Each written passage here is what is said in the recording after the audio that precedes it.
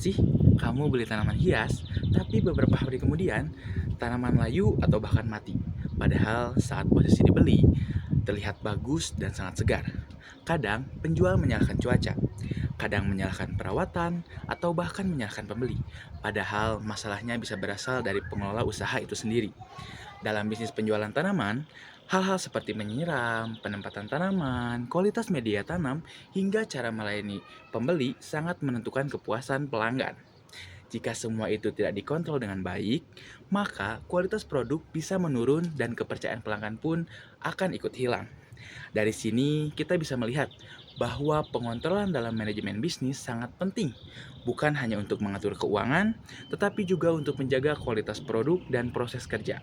Oleh karena itu, pada video ini, saya akan membahas dasar-dasar pengontrolan dalam manajemen bisnis melalui studi kasus usaha penjualan tanaman agar lebih mudah dipahami dan sesuai dengan kondisi nyata di lapangan.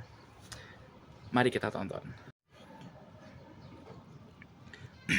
Nah, pengontrolan dalam manajemen bisnis memiliki beberapa tujuan penting.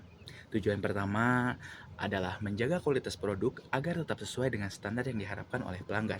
Tujuan berikutnya adalah membandingkan hasil kerja aktual dengan standar yang telah ditetapkan. Dengan perbandingan ini, manajemen dapat mengetahui apakah proses bisnis berjalan dengan baik atau masih terdapat kekurangan.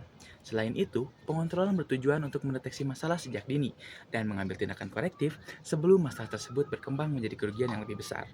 Dengan adanya pengontrolan yang baik, bisnis dapat berjalan lebih stabil dan berkelanjutan.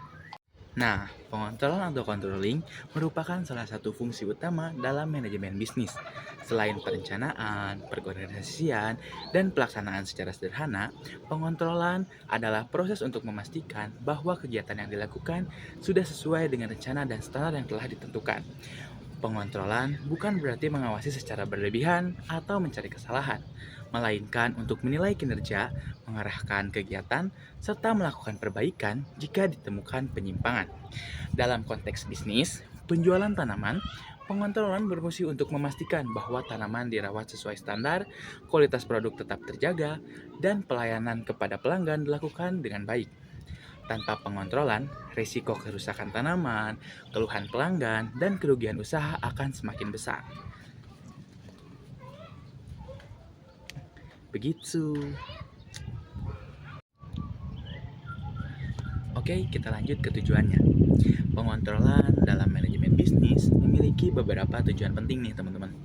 Tujuan pertama adalah menjaga kualitas produk agar tetap sesuai dengan standar yang diharapkan oleh pelanggan itu sendiri.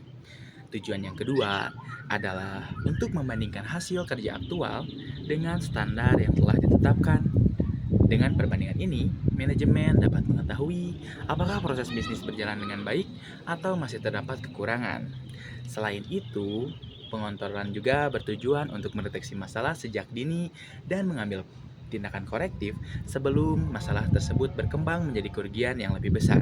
Dengan adanya pengontrolan yang baik, tentunya bisnis dapat berjalan lebih stabil dan juga berkelanjutan. Selain itu juga jika bisnisnya dilakukan secara baik, akan membawa dampak yang baik juga untuk kita. Nah, kita lanjut ke proses dasar pengontrolan. Dalam manajemen bisnis, proses pengontrolan umumnya terdiri dari 4 tahapan utama. Tahapan pertama adalah penetapan standar. Dalam usaha penjualan tanaman, standar ini dapat berupa jadwal penyiraman, standar kualitas tanaman yang layak dijual, cara penyimpanan tanaman, serta standar pelayanan kepada pelanggan.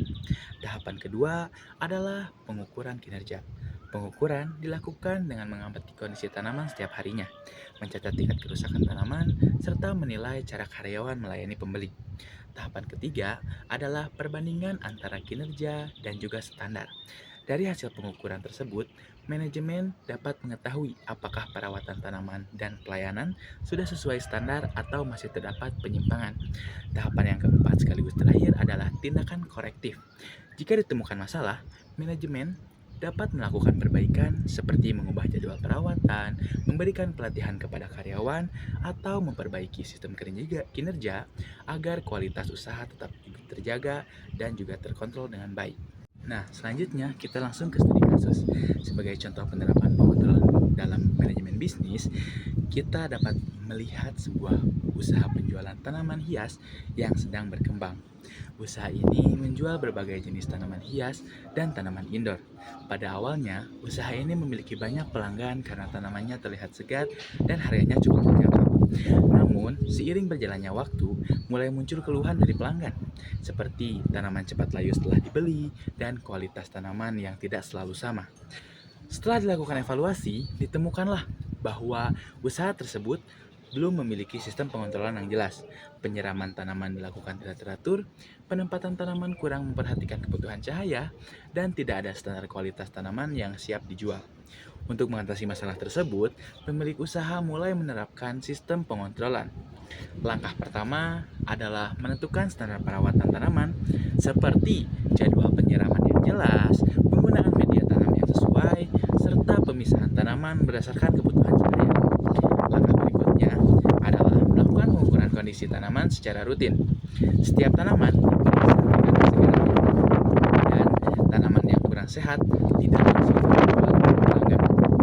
Selanjutnya, hasil perawatan dibandingkan dengan standar yang telah ditetapkan. Dari perbandingan ini, pemilik usaha dapat mengetahui bagaimana bagian mana yang perlu diperbaiki baik dari segi perawatan tanaman maupun berdasarkan hasil tersebut, pemilik usaha melakukan tindakan korektif seperti memperbaiki sistem perawatan, memberikan arahan kepada karyawan, dan menata ulang area penjualan tanaman.